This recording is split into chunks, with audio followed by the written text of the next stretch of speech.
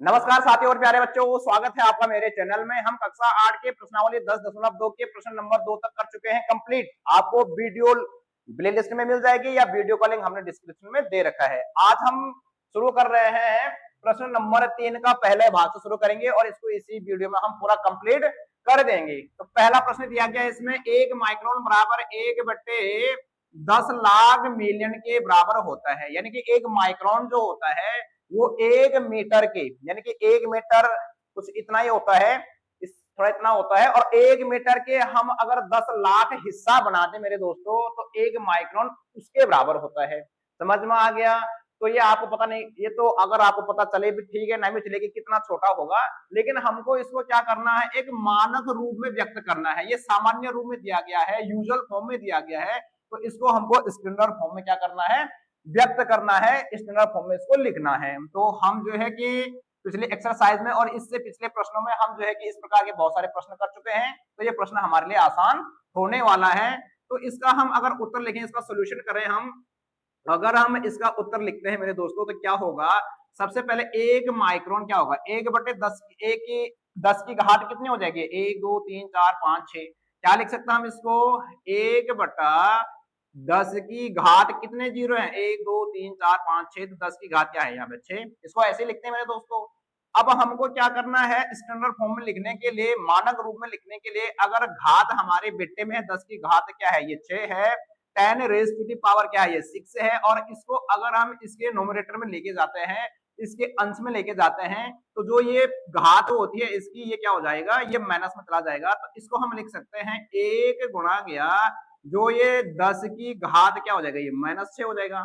और ये हम जो है कि पिछले प्रश्न में पढ़ चुके हैं, तो ये हो गया हमारा इसका आंसर। प्रश्न नंबर 3 का सेकंड भाग दिया गया है कि एक इलेक्ट्रॉन का आवेश 0 इतना इतना इतना 1 6 कूलम्ब होता है। तो मेरे दोस्तों, इसको हमको मानक रूप में व्यक्त करना है, तो आपको ये समझना पड़ेगा, पहले जो ये दशमलव होगा, ये दशमलव एक अंक के बाद होगा, यानी कि संख्या 1 से बड़ी होनी चाहिए और 10 से छोटी होनी चाहिए जब हम इसको मानक रूप में व्यक्त करते हैं। तो 1 से छोटी और 10 से बड़ी का मतलब तब होगा जब ये दशमलव हमारा कहां पे होगा, यहाँ पे होगा। तो आपको क्या करना है, ये यहां से लेकर के यहां तक, यानी कि 1 तक इन संख्याओं को गिन देना है। कितनी संख्याएं हैं, 1 2 3 4 5 6 7 8 9 10 11 12 13 14 15 16 17 18 19, 19 प्लेस हैं। तो इसको हम ऐसा लिख सकते हैं मेरे दोस्तों, कैसे लिख सकते हैं कि 1.6 और इसके जो डिनोमिनेटर होगा, जो हर होगा, वो कितना होगा, 10 की घात 19 होगा मेरे दोस्तों। अरे नहीं होगा, क्यों कि दशमलव पहले यहाँ पे होगा, क्योंकि अगर जब हम मानक रूप में लिखते हैं तो संख्या 1 से बड़ी होनी चाहिए या 1 के बराबर होना चाहिए और 10 से छोटी होनी चाहिए। तो 10 से छोटी तभी होगी ये जब हम दशमलव कहां पर लेके आएंगे, 1 के बाद लेके आएंगे। अगर दशमलव आगे ले जाएंगे तो ये संख्या क्या हो जाएगी, 16 हो जाएगी। तो 16 नहीं होना चाहिए, 10 से कम होना चाहिए और 1 या 1 से बड़ी होनी चाहिए। तो 1 से बड़ी कब होगी है, जब दशमलव हमारा कहां पर आ जाएगा, यहाँ पर आ जाएगा। यहाँ पर लगाएंगे तो ये 1 से क्या हो जाएगी, छोटी हो जाएगी।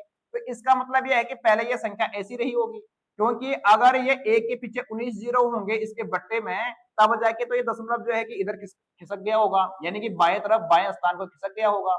ये लिख दिया हमने इसका रूप। अब इसको हमको मानक रूप में लिखना है, तो इसको क्या करेंगे हम, 1.6 गुणा गया, ये 10 की घात 19 10 रेज टू दी पावर 19 है। इसको अगर हम इसके नोमिनेटर में लेके जाते हैं, यानी कि इसके अंश में लेके जाते हैं, तो ये जो घात वाली संख्या ये क्या हो जाएगी, माइनस हो जाएगी। तो ये हो जाएगा हमारा 10 रेज टू दी पावर -19, 10 की घात -19, और यही हो जाएगा दोस्तों इसका आंसर।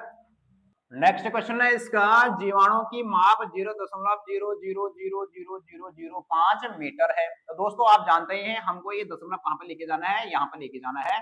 5 के आगे लगाएंगे, संख्या 1 से बड़ी 10 से छोटी होनी चाहिए, होनी चाहिए नहीं होनी चाहिए, बिल्कुल होनी चाहिए। तो इसका मतलब ये हो जाएगा कि हम इस दशमलव अगर यहाँ पे लेके जाएंगे, तो यानी कि 5 बट्टे क्या हो जाएगा दोस्तों, ये 5 बट्टे कितना हो जाएगा, कितना स्थान आगे खिसकाया हमने इसको, 1 2 3 4 5 6 7, यानी कि ये 10 की घात क्या हो जाएगा, 7 हो जाएगा मेरे दोस्तों। अरे नहीं होगा क्या, ये 10 की घात इसलिए होगा, अगर हम 1 के पीछे 7 जीरो लगा देते हैं और इसको हल करते हैं, तो दशमलव हमारा क्या होगा, ये बाएं तरफ को खिसक जाएगा। समझ में आ गया? दोनों तरीके बता रखे हैं हमने आपने, या तो आप देखिए इसको 10 की घात 7 से मल्टीप्लाई करेंगे तो उसको डिवाइड भी करना पड़ेगा, ये भी हमने सिखा रखा है।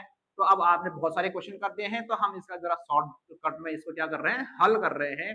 तो ये 10 की घात 7 कहां से आया, अगर मैं इसको हल करूंगा, एक के पीछे यहाँ क्या होंगे 7 जीरो होंगे, तो दशमलव यहाँ है, इसको जो है कि हल करेंगे तो ये दशमलव कहाँ आगे यहाँ बाएं तरफ को खिसकते रहेंगे। अब हम इसको क्या करेंगे, 5 गुणा गया ये 10 की घात 7 है, इसको इसके अंश में लेके जाएंगे तो क्या हो जाएगा, ये घात वाली संख्या माइनस हो जाएगी, यानी कि ये हो जाएगा हमारे पास 10 की घात -7, और यही आ जाएगा दोस्तों हमारा आंसर।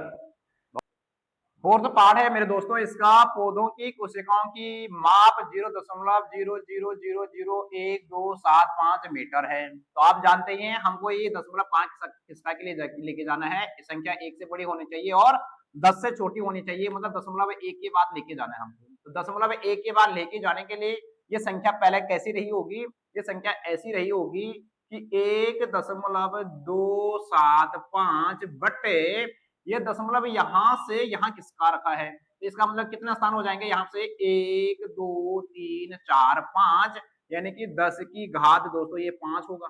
अरे नहीं होगा क्या, एक के पीछे 5 जीरो होंगे, ये दशमलव अगर बट्टे में जो है कि एक के पीछे 5 जीरो है तो ये दशमलव फिर दाएं तरफ बाएं तरफ खिसक जाएगा, लेफ्ट साइड को खिसक जाएगा। अब हम क्या करेंगे, कुछ नहीं करेंगे, 10 की घात 5 इसकी किस में है, डिनोमिनेटर में है, हर में है, इसको ऊपर लेके जाएंगे तो ये 10 की घात 5 ऊपर जाके इसके नोमिनेटर में जाकर क्या हो जाएगा, ये माइनस का हो जाएगा। तो 1.275 गुणा गया 10 की घात -5 हो जाएगा इसका आंसर। नेक्स्ट क्वेश्चन है, क्वेश्चन नंबर 5 है, मोटे कागज की मोटाई 0.060 mm है, मिलीमीटर है। तो इसको हल करने के लिए हम क्या करेंगे, दशमलव पहले कहाँ होगा, ये यहाँ पर होगा, तो कहने का मतलब है ये होगा 7/1 2, यानी कि 10 की घात 2 होगा मेरे दोस्तों। अरे नहीं होगा, बिल्कुल होगा। अब हम क्या करेंगे, कुछ नहीं करेंगे, ये यहाँ पे 7 होगा, गुणा गया ये 10 की घात 2, इसका ऊपर जाएगा ये अगर हर में, तो ये 10 की घात माइनस क्या हो जाएगा 2 हो जाएगा, और यही हो जाएगा दोस्तों इसका आंसर। प्रश्न नंबर 4 क्या दिया गया है, एक ढेर में 5 किताबें हैं, 5 किताबें हैं जिनमें प्रत्येक की मोटाई 20 मिलीमीटर है, 20 mm है, तथा 5 कागज की सीटें हैं जिनमें प्रत्येक की मोटाई 0.016 मिलीमीटर है। ढेर, इस ढेर की कुल मोटाई ज्ञात करनी है। तो देखो इसको कैसे लिखेंगे हम, ढेर में 5 किताबें हैं, एक किताब की मोटाई 20 मिलीमीटर है, तो 5 किताब की मोटाई कितनी होगी, तो इसका उत्तर हो जाएगा हमारे पास यहाँ पर मेरे दोस्तों कि 5 किताबों की क्या लिखेंगे हम, 5 किताबों की कुल मोटाई, 5 किताबों की मेरे दोस्तों कुल मोटाई मैंने लिख दिया यहाँ पे, तो क्या हो जाएगा 5 गुणा गया 20 हो जाएगा, क्योंकि एक किताब की 20 mm है, तो 5 से गुणा कर देंगे तो ये हो जाएगा हमारे पास क्या हो जाएगा दोस्तों 100 mm, यानी कि 5 किताबों की तो हमारी जो मोटाई हो जाएगी वो 100 mm हो जाएगी। अब यहाँ पे 5 कागज की सीटें हैं, एक सीट की जो मोटाई है वो 0.016 मीटर है, मिलीमीटर है। तो अब हम क्या लिख देंगे, या 5 किताबों की जगह पर अब हमारा आ जाएगा 5 सीटों की, क्या लिखेंगे हम, 5 सीटों की कुल लंबाई।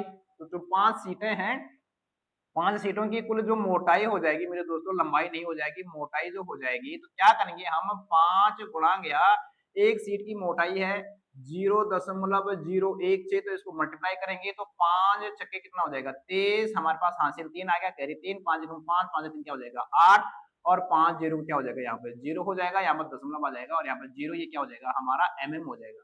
तो आप जानते हैं 5 किताबों की मोटाई 100 mm हो जाएगी, और 5 सीटों की जो 5 सीटें हैं उनकी मोटाई हो जाएगी 0.080 mm। अब यहाँ पे जो है कि इस जीरो को रखो ना रखो, मैंने आपको सिखा रखा है कि जब 0.8 है तो ये मतलब 80 पैसा ही मान के चल लो, ये 8 पैसा मान के चल लो, यहाँ पे जीरो लगाएंगे तब भी 8 पैसा मान के चल लो, तो इसको रखने की जरूरत नहीं है क्योंकि उसकी कोई वैल्यू नहीं है, रख भी लेते हैं तो कोई दिक्कत नहीं है। अब हम यहाँ पे ढेर की कुल मोटाई क्या लिखेंगे हम, अब यह ढेर बन गया ना 5 किताबें और 5 सीटों से, तो ढेर की जो कुल मोटाई हो जाएगी मेरे दोस्तों, कितनी हो जाएगी भाई दोस्तों, तो ढेर की कुल मोटाई क्या करेंगे, इसको जोड़ देंगे, ठीक है, ये 5 किताबों की है, ये 5 सीटों की है, तो दोनों को जोड़ेंगे तभी तो ढेर की मोटाई पता चलेगी हमको। तो यहाँ पे हो जाएगा ये 100 mm प्लस 0.08 mm है मेरे दोस्तों। जोड़ना कैसा है इसको, देखो इसका सीधा सीधा आंसर आएगा 100.08 mm आ जाएगा मेरे दोस्तों। अब क्यों आएगा सीख लो भैया, यहाँ पे ये 100 है, दशमलव कहीं नहीं तो यहाँ पे है, यहाँ पे जाके दशमलव बढ़ा दो इसमें।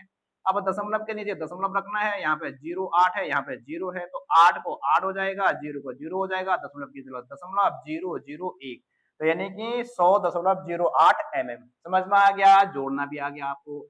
अब दोस्तों हमने जो है कि आंसर तो निकाल दिया, लेकिन अब इसको हमको मानक रूप में व्यक्त करना है, आंसर उसी हिसाब से दिया गया है। तो इसको मानक रूप में व्यक्त करने के लिए हम क्या करेंगे, ये दशमलव हमको यहाँ पे लेके आना पड़ेगा, ये तो 100 है, मानक रूप में व्यक्त करने के लिए संख्या 1 या 1 से बड़ी और 10 से छोटी होनी चाहिए, तो दशमलव यहाँ पर लेके आना पड़ेगा। दशमलव यहाँ पर लाने के लिए हम क्या करेंगे कि इसको 100.08 दोस्तों, और इसमें जो है कि हम दशमलव को कितना स्थान पीछे लेके आना है बाएं तरफ, तो 2 स्थान, तो यानी कि ये क्या हो जाएगा 100 हो जाएगा।